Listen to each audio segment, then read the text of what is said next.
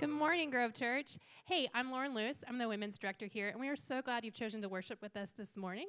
We are continuing our relationship series this morning, so if you can stand up and say hello to someone next to you, we'll get started.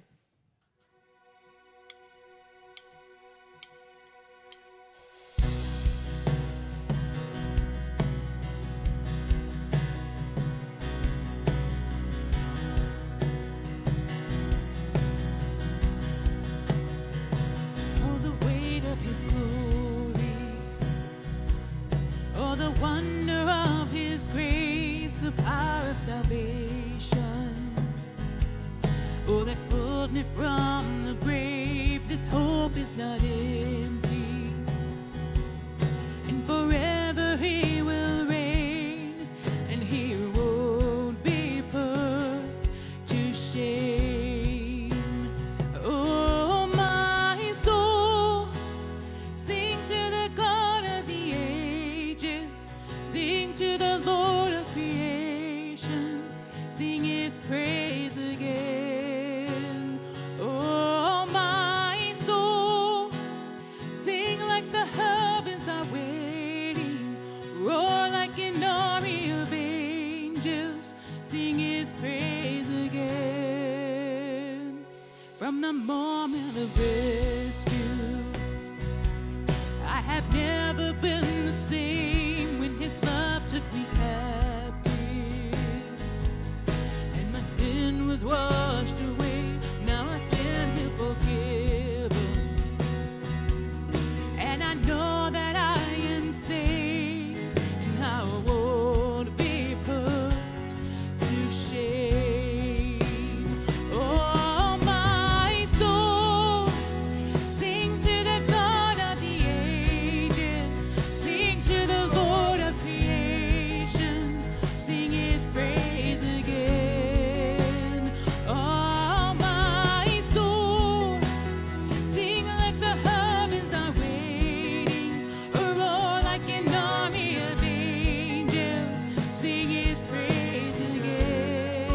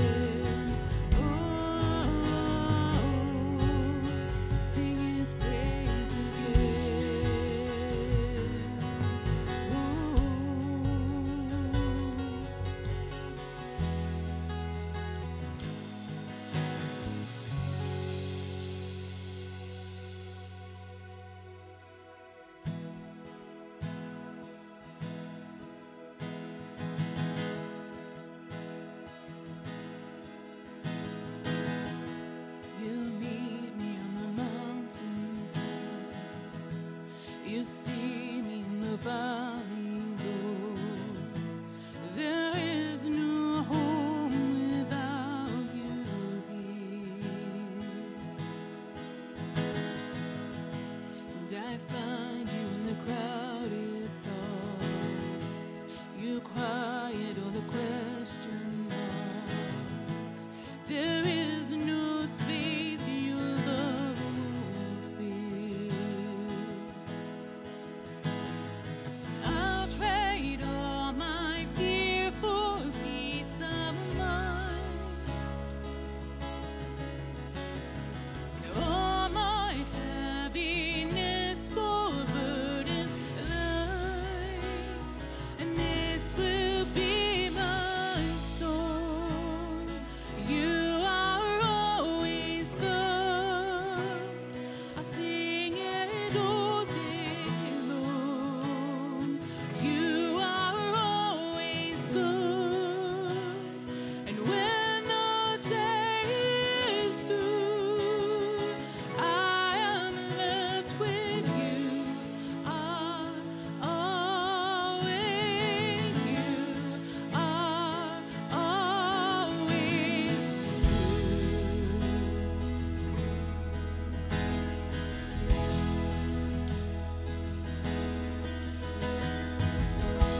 I set my eyes on perfect faith. You'll finish what you start in me.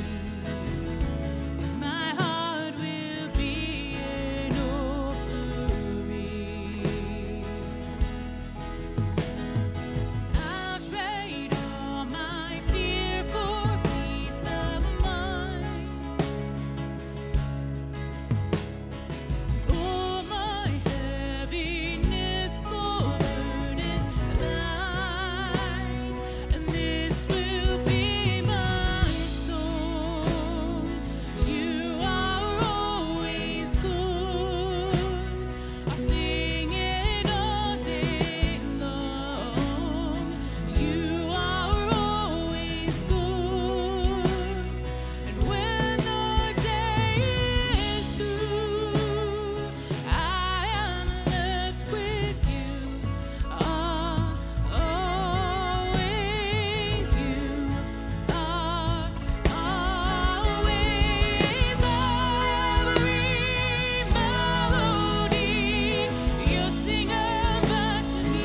You're singing back every melody you're singing back to me. You're singing back every melody you're singing back to me. You're singing back every melody you're singing back to me. You're singing back. Traded all my fear for peace of mind. You took heaviness, your burdens light, and this will be my song.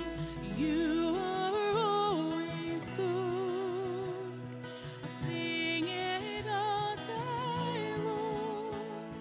You are always good. And when the day is through, I am left with you. Are always you. Are always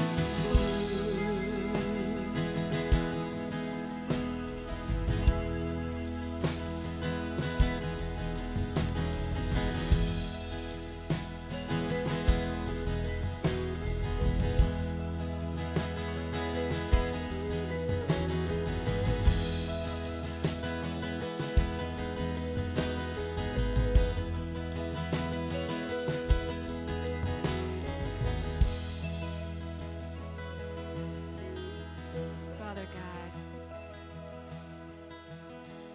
let us know and understand what the word good really means. I'm so thankful that you are the very definition of good. That you are so dependable, reliable, worthy of all. I'm just thankful for that this morning. I pray that you would help us to see you that way. No matter what we are going through or thinking about or what's on our heart, that we will be able to see your goodness today, God. It's in your name that I pray. Amen.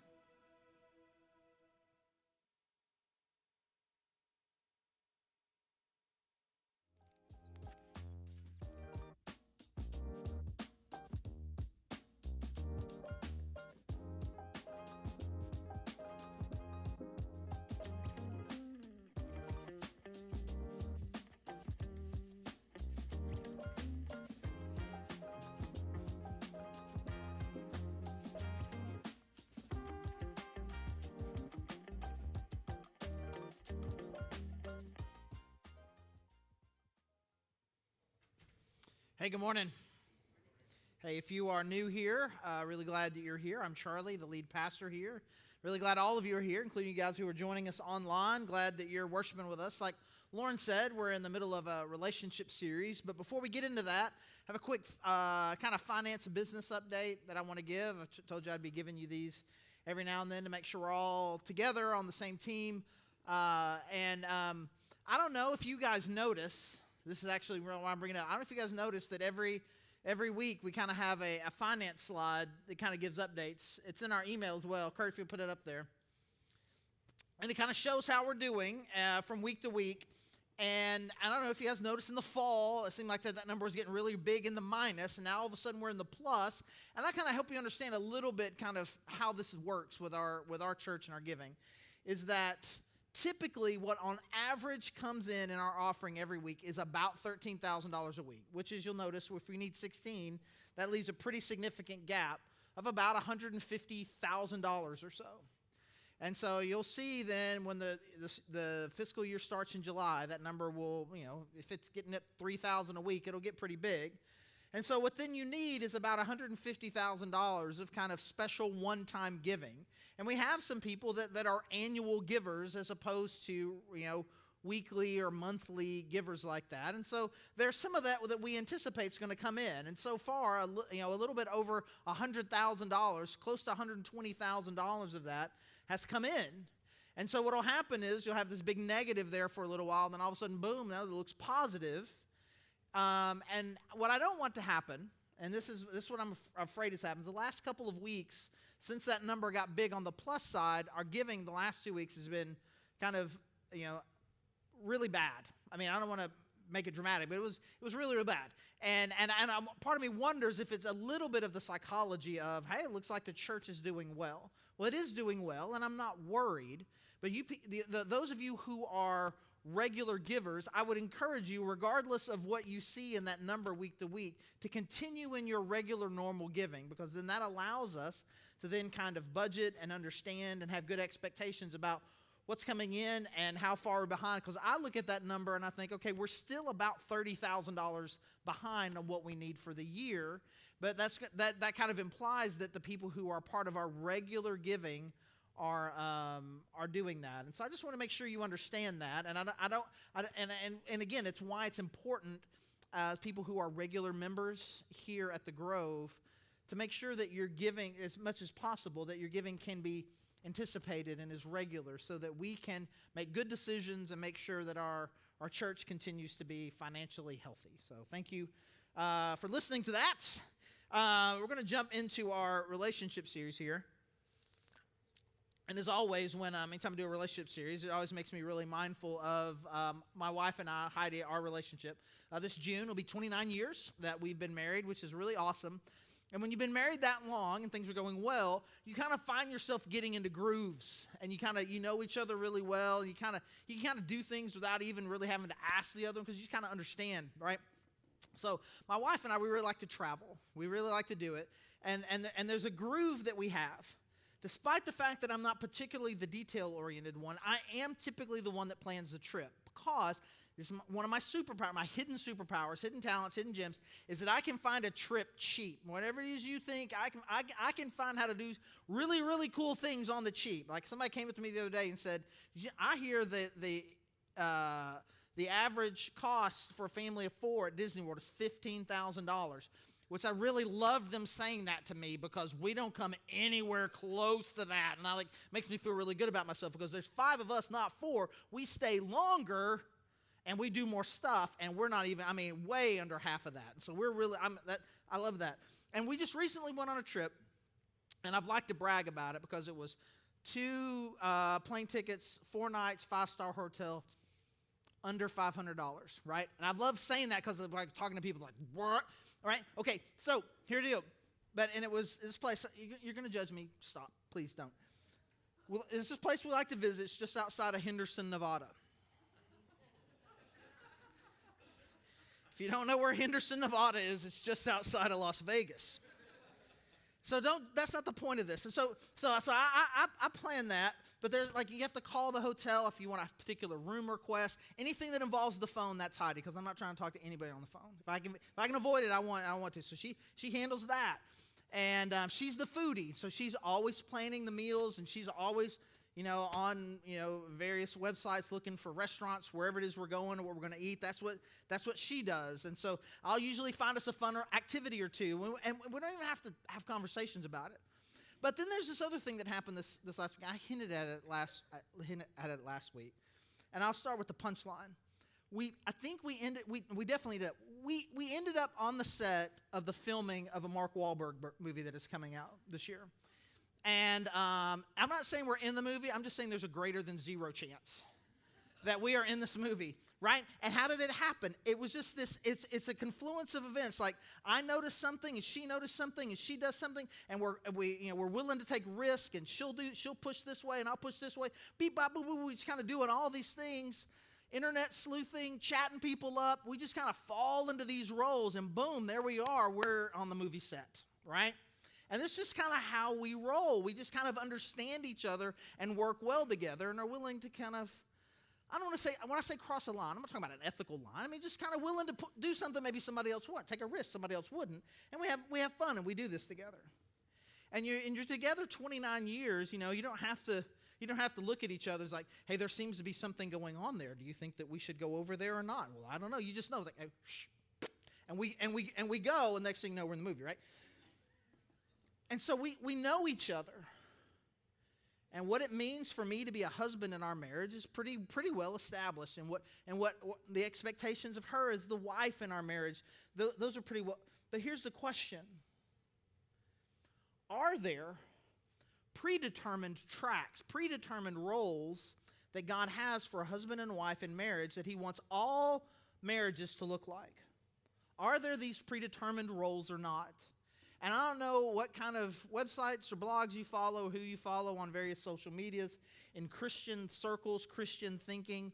But, this was true a long time ago, and it's now come back around, where this has again become a fairly controversial, highly debated thing. And as always with things that Christians are debating, there's 2 very significant camps, and they have complicated names that they give themselves. One is complementarian, which is the idea, the people who kind of defend what we can call what they call biblical marriage or traditional marriage, that there are very specific roles that God has outlined. And then on the other hand, we've got egalitarians who will say that there really is not such a thing. And they like to debate and they like to argue. And if you've been around here long enough, or if you've known me long enough, you'll probably not be surprised to say that I think that what the Bible has to say about what our marriages are supposed to look like, and the roles of a husband and the roles of a wife, are significantly more nuanced than either one of them really understand, than are willing to admit. Because I think too often we kind of entrench ourselves, and really the truth of what God is wanting us to do is a lot more complex than either camp can really put together. And so what I want us to do today is just kind of explore this a little bit, and probably in the end, you're going to wish that I had been more specific. And I think very often that's not just your frustration with me, but I think it is our frustration with the way that God communicates, because very often God is communicating in principles rather than very specific things that we're supposed to do.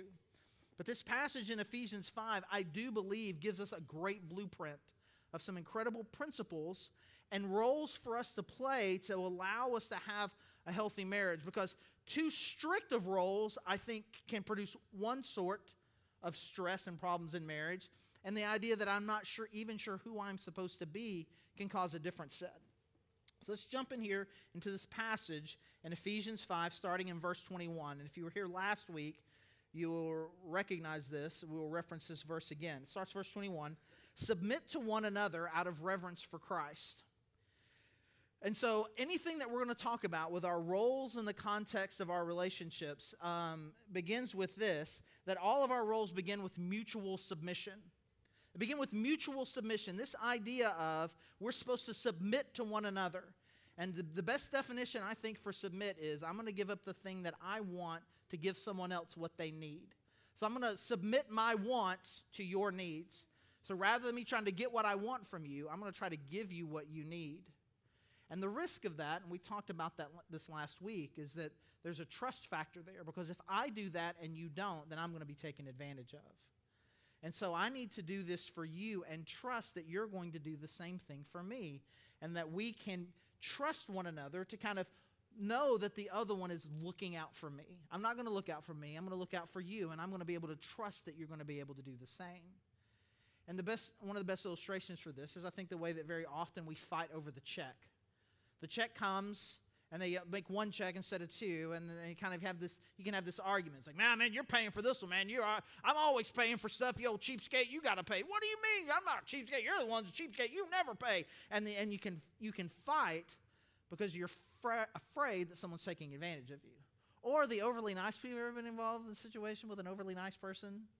Oh, let me get that. You're like, oh, no, you can't get that. Let me get that. Let me get that. Now you're still having the same fight, but it's significantly nicer because you're trying to figure out who can serve the other one the best. And so then, you're trying, as a family, a couple or whatever, you're trying to pick a restaurant. So where do you want to go? Well, it doesn't matter to me. Where do you want to go? I don't know. Where do you want to go? And that's different than, guess what? We're having pizzas. I don't want pizzas. I didn't ask a question. Right? Like, and so there's two different ways you can have, conflict. But, what the blueprint that I believe that Paul is putting out here for us is one that says that the conflict needs to begin with outserving one another. That I'm not going to strongly advocate for what I want. I'm going to be a strong advocate for what you need. And then you do the same. And our conflicts are healthier. And we can come to resolution quicker. All right? So the passage continues. And it's important, I think, to start in verse 21. Because often when we start with verse 22 seems shocking or upsetting or troubling or has been historically for people. Verse 22, wives, submit yourselves to your own husbands as you do to the Lord. Now, if you start there, then that just seems very strong. What do you mean, wives submit to your husbands? That's what? But the reality of it is that he has already said this. He has said that this is something that everyone needs to do for each other. And in fact, and I don't do this very often, this is good for some of you are like, but like in the original, in the Greek text, the word submit is not repeated.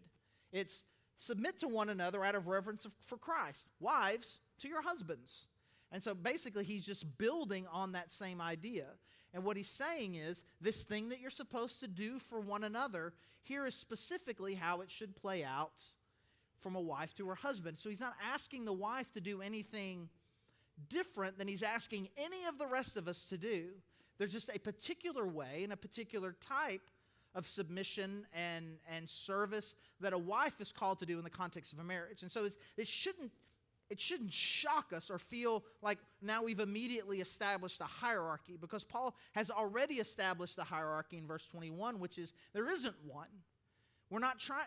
There's no who's on top. It's a race to who can outserve the other one. There's no structure of leadership per se where someone is in charge and someone is not. That's not what submit's talking about here. It's like, wait, bro, he said submit like submit to Jesus.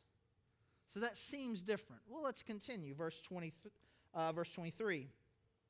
For the husband is the head of the wife, as Christ is the head of the church, his body, of which he is the Savior. Now, as the church submits to Christ, so also wives should submit to their husbands in everything. So you got that phrase there at the end. So wives should submit to their husbands in everything. And again, I would like to suggest that that isn't anything different per se than what's said in verse 21, which is submit to one another. But he does bring some difference in here as he's describing a particular relationship. In this particular relationship, the submission should look like as the church submits to Christ, because Christ is the head of the church. And so this idea of head, I think that's really important. You think, well, I know what that means, like the head of an organization. He's the head of this. That means in charge.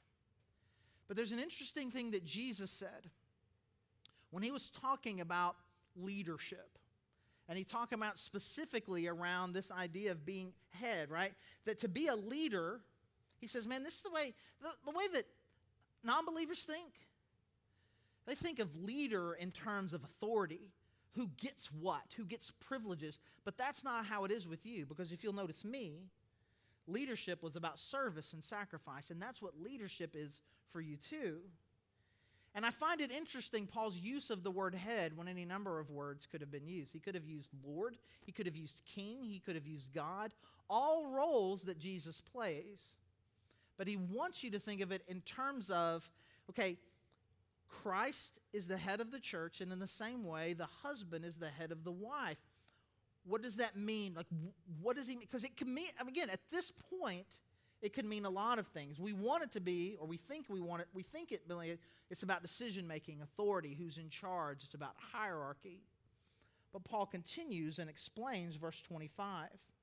Husbands, love your wives just as Christ loved the church and gave himself up for her. So what does it mean to be the head? Well, you're the head the way that Jesus was. And he's very specifically describing what that role looks like for Jesus. And what it looked like for Jesus was ultimate sacrifice. He sacrificed himself. That is his action item in his role as head. Now again, he has a different role as Lord, as King, rule maker, as God, but as head, his role, his action item as the head of the church was absolute and total sacrifice. So again, we're not necessarily here talking about, and you think I'm being a little too nuanced here, not necessarily talking about decision making, but let's just continue.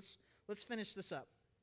Verse 26, gave himself up for her to make her holy, cleansing her by the washing with water through the word, and to present her to himself as a radiant church, without stain or wrinkle or any other blemish, but holy and blameless.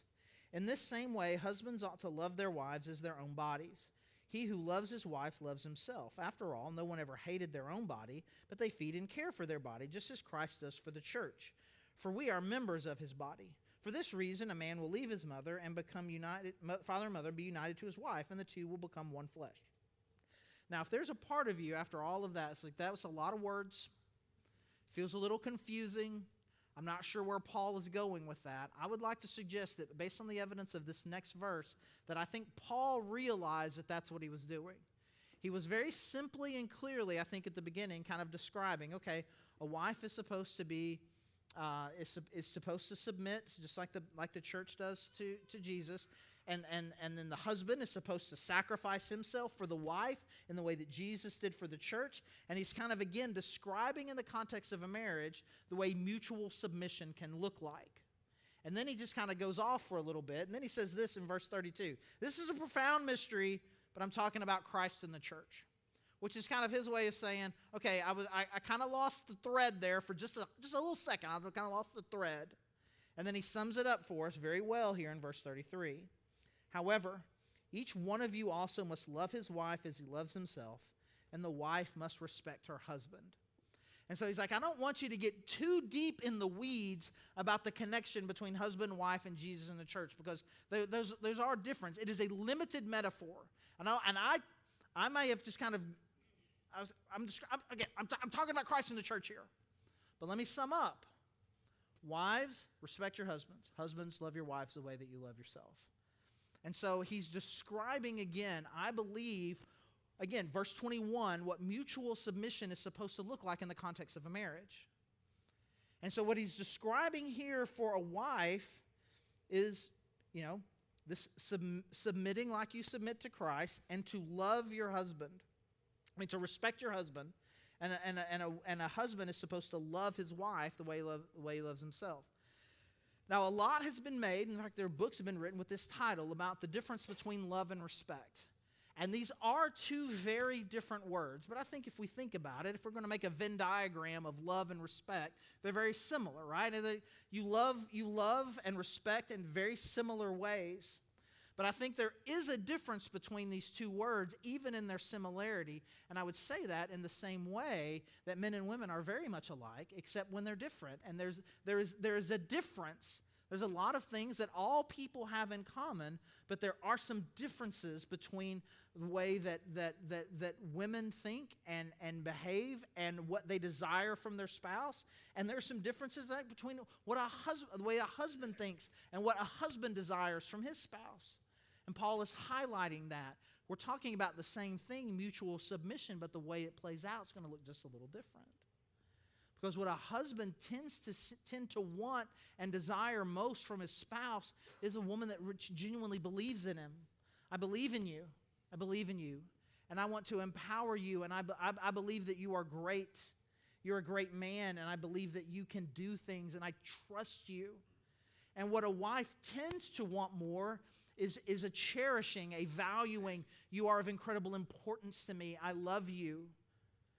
In this kind of sacrificial way. And you can hear some of that. It's like, well, I don't know, that exactly characterizes me. And I'm not trying to pretend that I'm some social science researcher. All I can say is we've had a lot of people, a lot of couples, a lot of families that we spent a lot of time with. And these patterns tend to play out this way.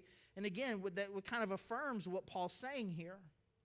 And so what we have, you put all of this together. It's like what Paul's saying is you want a wife that empowers her husband, trusts him, respects him, believes in him. That's a role that she's to play in that relationship. And that what a husband is called to do is this sacrifice, initiate, love. I need to initiate. I'm not sure what's best. I want to sacrifice for you. I want to love you. And again, what I would like to say is that there's nothing in here that talks about who gets to make a decision and who's in charge. How you make decisions and how you figure out if anyone is supposed to be in charge, that's going to be entirely up to you in the context of your marriage. What this is talking about is this idea of mutual submission, and how it looks best for a wife to do this is to empower and trust her husband. And the way that it looks best for a husband to do this is to love and sacrifice and take initiative for the good of his family. And there is no sense in which there's somebody dominating the other one, but we are trusting and loving and empowering each other.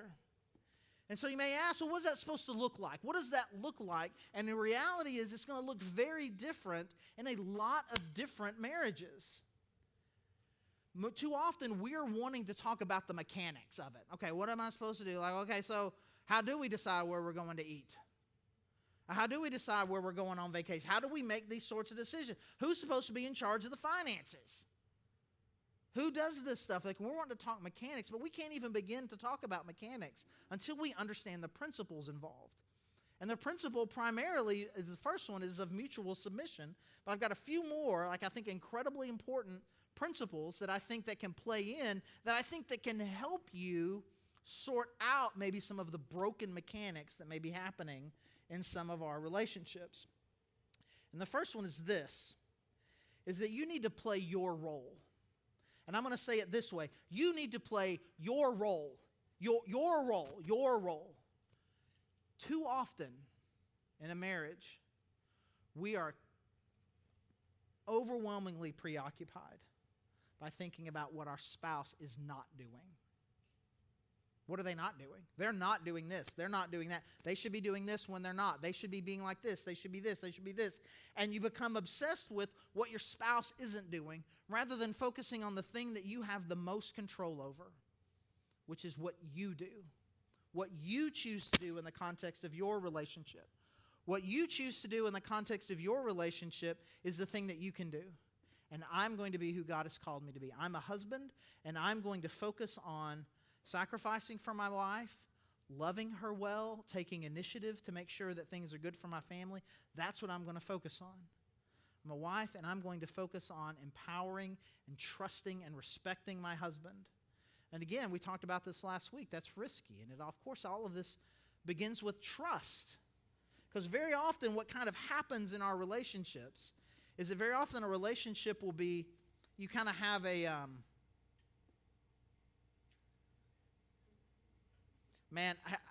here's the thing. I'm a trained professional. And I could absolutely have let that go, except I lose you for a second. And I know that I've lost you. And so let's acknowledge it. And now you'll come back. Because what can happen in a relationship very often is you got a domineering one and a passive one. And someone who is just kind of, just a little overbearing. And again, I want to be clear on this. I said this last week. We're never talking about abuse. When we're talking about abuse, you need help, and our church and the people in our church want to help you. I'm not talking about you've got someone who is abusing the other one. If we have something like that, you need some help, and we want to help you. But I'm just talking about just your more mundane. You got somebody who's just kind of the controlling one in some way, and you've got someone who's kind of very passively given up. Or you may have a relationship. This is very often. We got two people who've given up. And we've kind of switched into what we'll just call roommate mode. We're just roommates and maybe co-parents. But we're not really empowering and trusting each other. And so what's important for you, if you find yourself in any of these things, is to stop thinking about what your spouse isn't doing. If you're the dominant one, you need to stop thinking about the fact that your passive spouse isn't doing the things they're supposed to be doing. That needs to not be yours. Maybe it's because I'm not serving them well enough. What role is that playing in? And if I were to play my role better and to serve them better, maybe these things that I'm experiencing from them could improve. In the same way, if you're the passive one and you're watching, you feel like you're getting steamrolled in some way, maybe in part of that's because you've not stepped up to play the role that you've been called to play. But if we focus on what the other person is doing, we'll never be able to get out of this. And I think about a particular way that the mechanics have played out in our roles, in our marriages, our finances. Now, I was a math major in college, and my wife is whatever the opposite of a math major was, right? You may think, what is the opposite of a math major? And I would say an English literature major, which is in fact what my wife was. She was an English literature major. And so I've always done the finances. I think it's been important to her historically that she feels like that I'm the one that is seeing all of it, not just simply because I have math skills, because honestly, she's significantly more organized than I am and could probably do a better job. But it's always been important for her that I play this role, and I have. And so I have, and again, I've got all sorts of little schemes. We've got multiple checking accounts, a ton of different savings accounts. We're moving things around all the time. And so I kind of the one that oversees it. And she doesn't really look into it that much. But the flip side of it is I've never once spent more than $100 without talking to her about it first. Ever. Unless it's like a present. I'm going to talk about, hey, I'm going to buy you this present.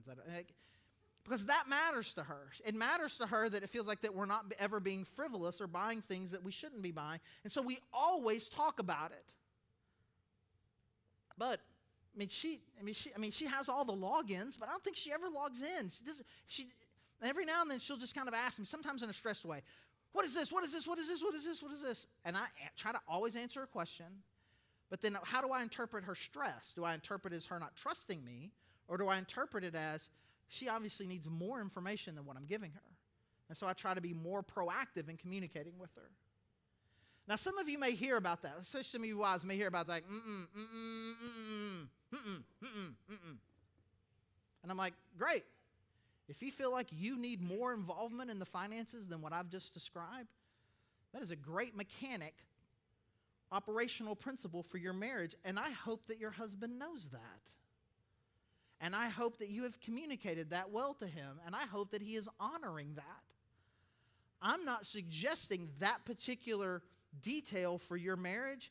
I'm saying it is what has worked for us based on what I know that she needs and what she knows that I need.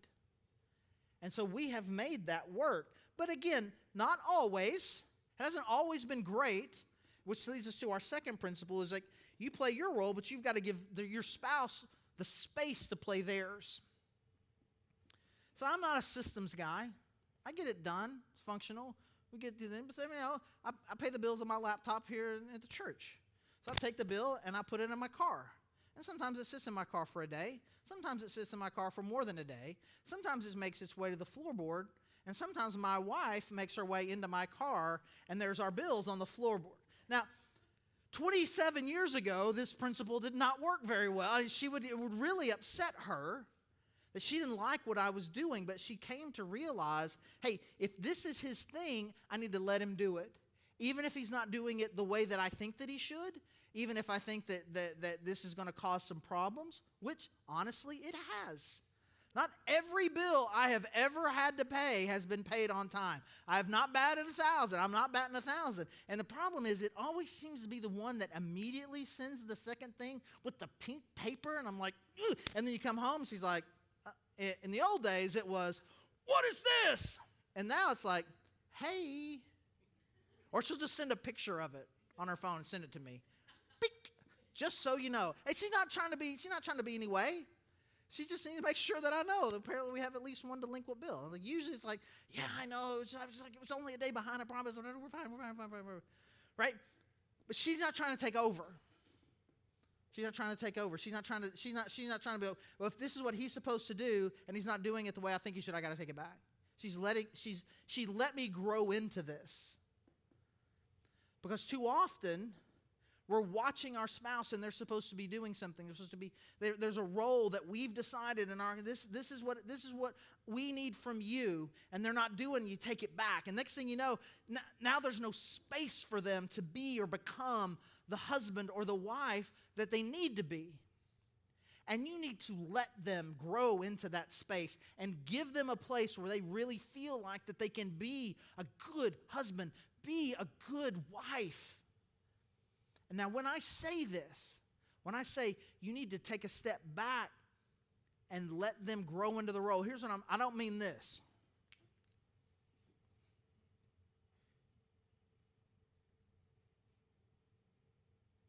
You know, passive-aggressive staring. And this is what we do. We're just kind of like, all right, we'll see. Scrub. See if you can do it. I know you can't. But he told me I had to give you a chance. This is me giving you a chance. That's not what I'm talking about. I'm talking about it is an emotional space, a kindness space, a gentleness space to let someone succeed. I'm going to do what God's called me to do, and I'm not going to be so controlling and take over so much that I feel like I've got to do what you're supposed to be doing. Because when we take a step back and don't do what we're supposed to do, or we take too many steps forward where we're taking things that someone else is supposed to do, it creates these sorts of dysfunctions. Again, with the controlling one and the passive one. Or can eventually become, again, the two passive ones, or worse, the two aggressive ones. But we've got to figure these things out. How this is supposed to work. And you may be thinking, well, what are we supposed to do? And I can't speak to that for you. I don't know what it needs to look like in your home. We tell people this all the time, especially like we're doing pre-marriage counseling. It's like one of the biggest things you got to figure out, and I'll say their last name, right? You need to figure out how Smiths make decisions. You know how your parents made decisions and your parents made decisions? We can tell you how we made it. How did the two of you, how do you make decisions? How do you do it? What is the Lofton way? This is something that has to be worked out. And very often, the only way that it really can be worked out is with really good communication, which we're going to talk about next week. We're talking about how we can communicate better.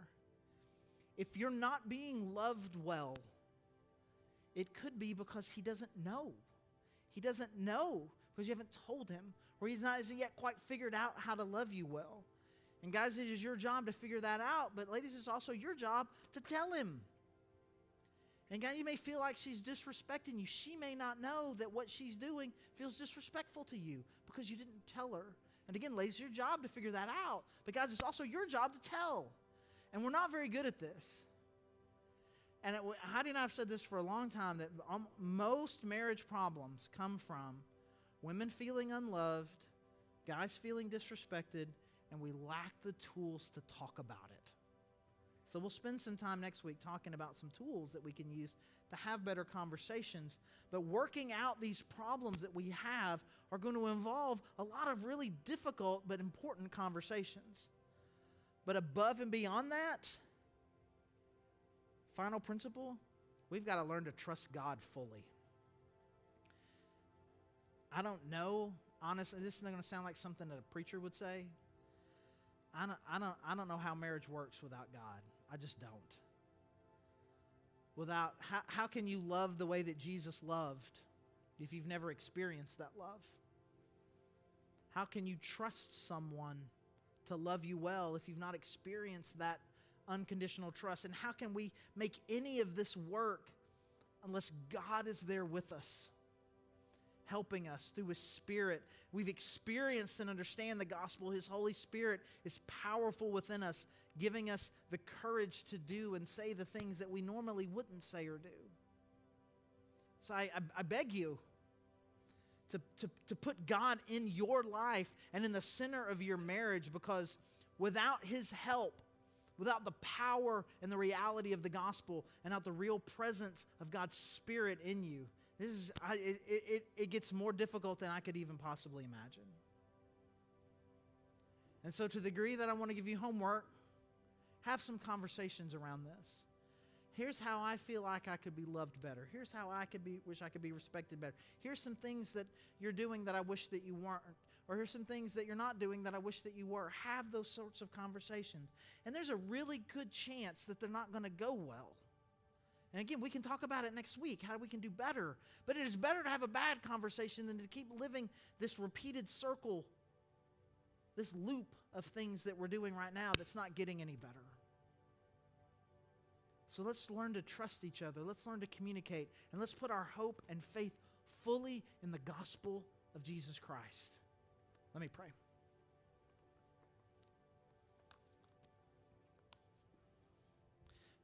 God, I thank you for that gospel, where a model of self-sacrifice and sacrificial love is just evident. And God, I pray that we would be able to model that. God, especially as husbands, that we could fully just understand what you did and try to model that in our homes.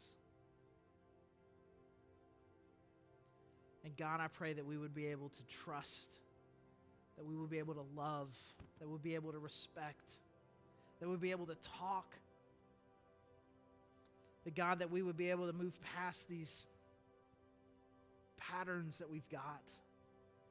That we would stop thinking about what somebody else isn't doing and start thinking about what we need to do.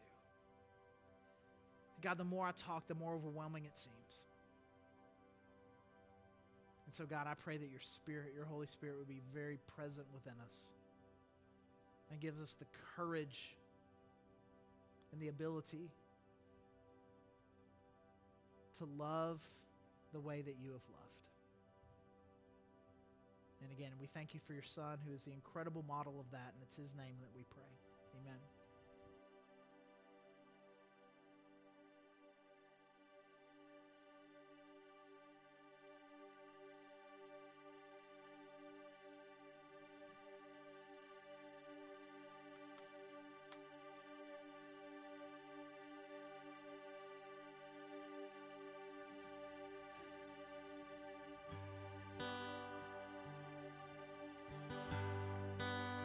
I've seen your beauty, oh God. I know your word. Mercies rise with the dawn. shine on the earth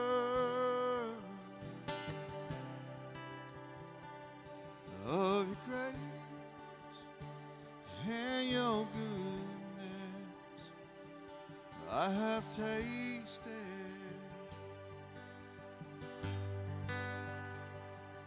that the love of the Father is never wasted. I know who you are, the healer of my heart. I'm forever grateful. You are always faithful, over and over.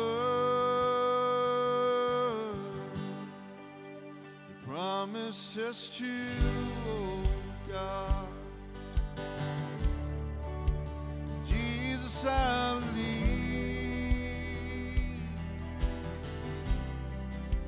Fear takes a hold of my heart. Help my unbelief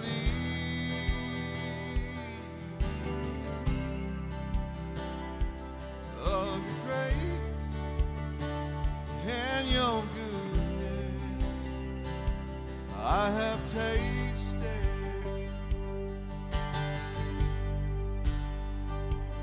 that the love of the Father is never wasted. I know who you are, healer of my heart. I'm forever grateful. You are always faithful, over and over. You're my very best. Heartbeat in my chest.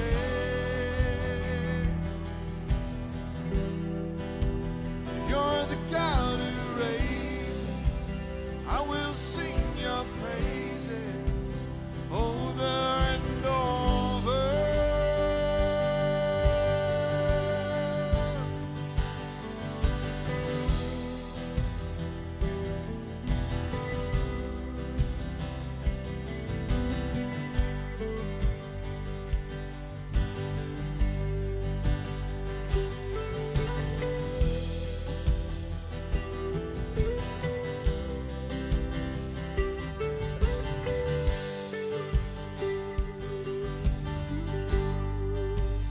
Come build my faith, come build my faith with your loving kindness. Come build my faith, come build my faith with your loving kindness. Come build my faith, come build my faith with your loving kindness.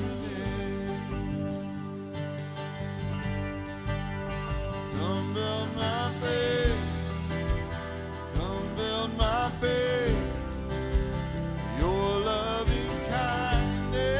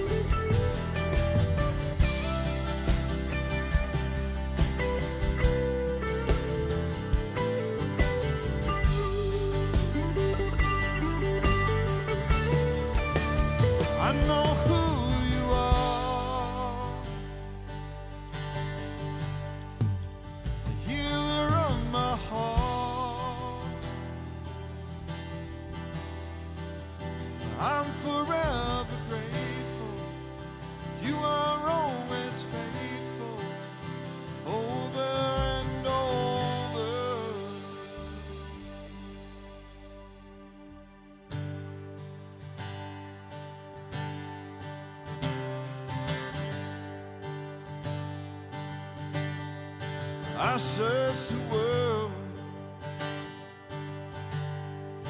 it couldn't fail me. Man's empty praise, treasures that fade, never enough. You came along, put me back together. Every desire now satisfied here in your love. Oh, there's nothing better than you. Oh, there's nothing better than you. Oh, there's nothing, nothing is better than you.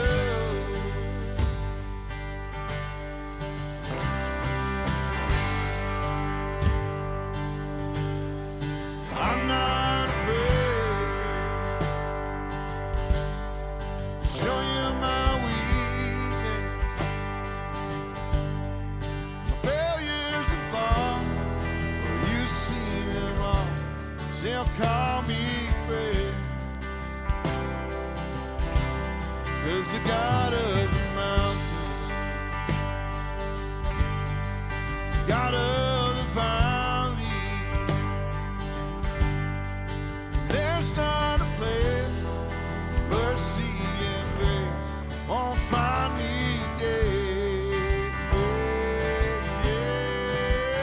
No, there's nothing better than you. Oh, there's nothing better than you. Oh, there's nothing, nothing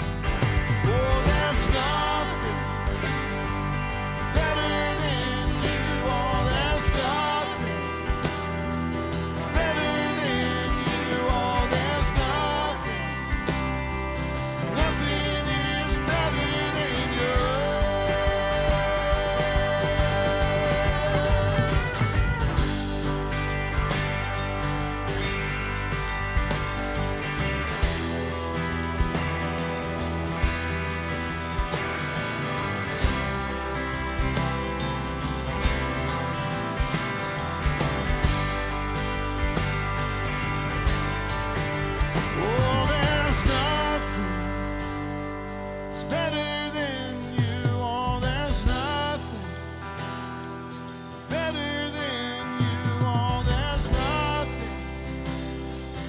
nothing is better than you.